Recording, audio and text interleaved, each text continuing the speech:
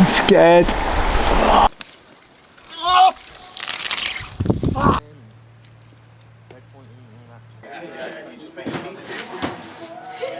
This is the second episode in our Fear of Falling series.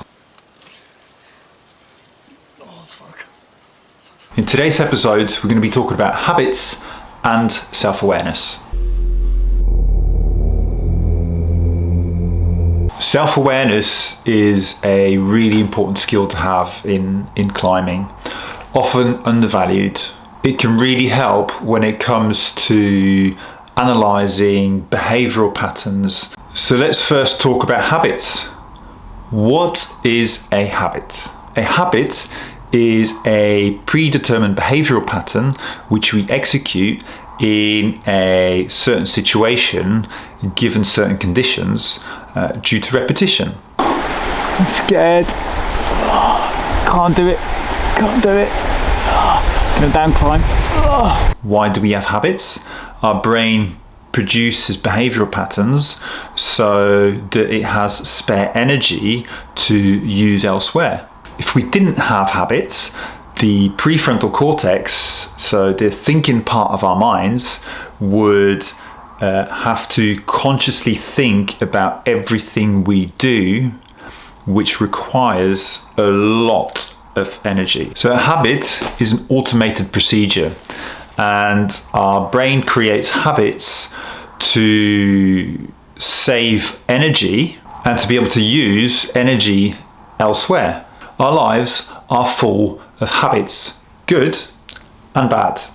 Even our climbing. For example, when we experience a certain level of discomfort, i.e. fear in climbing, I'm scared, can't do it, gonna down climb. We may move away from discomfort, like when we climb above a bolt. If we experience a level of fear there, we may decide to down climb, or we could shout take. If we repeat this process enough times, we are laying down the foundations of a habit, which means that the next time we move into the same situation, we have an expected behavioural pattern that has developed. So the next time we climb above a bolt, we expect to be scared and we expect to down climb or shout take. Good. Take. So how do we break a habit? Firstly and foremostly, the first step is we need a willingness to change. This may mean experiencing some discomfort because we may be moving into unfamiliar terrain and leaving behind what we know, which can be uncomfortable for some people. Oh, fuck. We need to learn to accept that we may experience a level of discomfort.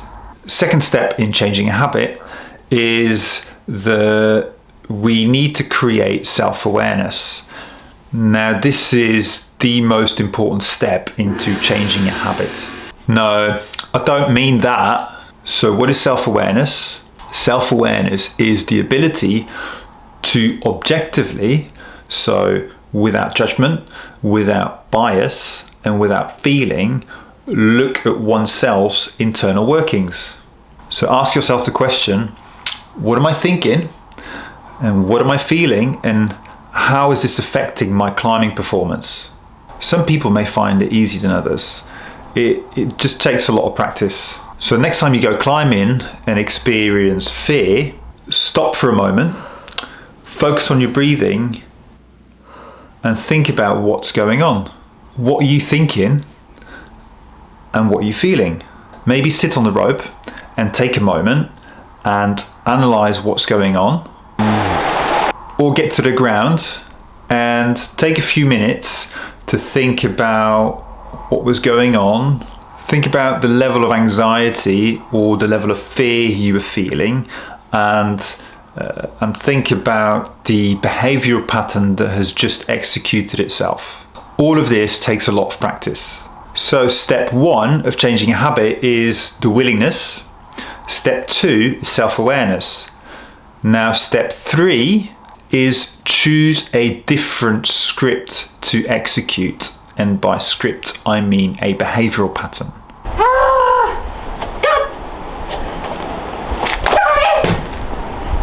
Step 4 is that we can start delaying our usual behavioral pattern.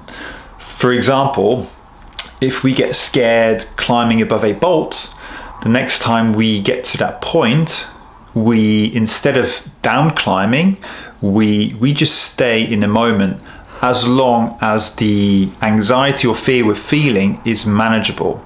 So we delay that process and stay in that moment and focus on our breathing before down climbing. So we are delaying the usual behavioral pattern which we execute. Hence, we're creating change. Step 5 is we try to execute this new behavioral pattern on easy terrain. And by easy terrain, I mean it could be easy climbing terrain, as well as easy terrain where we feel less stress or less fear or less anxiety. We repeat step 3 to step 5 as many times as we need to. Once we've practiced this new behavioral pattern over and over again on easier terrain, and the habit has become more of an automated process, we can start adding stress to the situation. We just have to make sure that we don't increase the stress too much, because we may revert to our old habits if the stress is too high.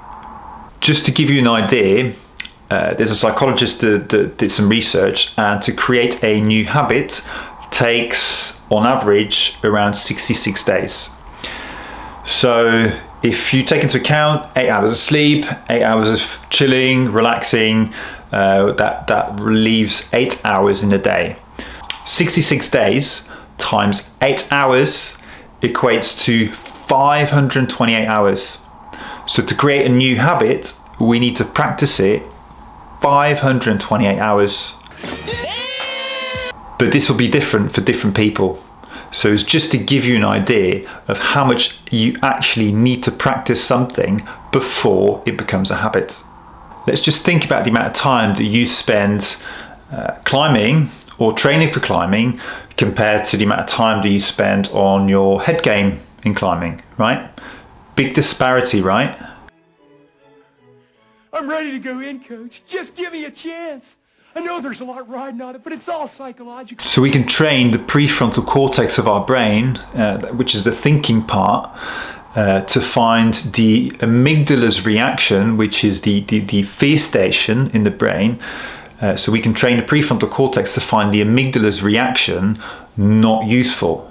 So don't feel helpless when it comes to the fear of falling, which may have become a habit, because we can change that. You just need to create lots of opportunities to train the mind and put in lots and lots and lots of practice. Knowing when not to quit, that's always harder than throwing in the towel. Don't assume you can't handle a tough situation. You don't know that until you try. But you can't solve your problems by running away from them. That just makes things worse, not just for you, but for everybody around you. And that's a tip to you from me, Mr. T. When it comes to fear management or graded fear exposure, we need to be aware of what we are feeling so that the level of fear we are exposing ourselves to, or the anxiety we expose ourselves to, is manageable. And this is manageable for us as individuals, which will be different for everyone. Our next video will be on optimal performance theories. Thanks for watching. Like and subscribe. Press the like button, press the subscribe button, and we'll see you next time. Stay tuned for more on the Fear of Falling series.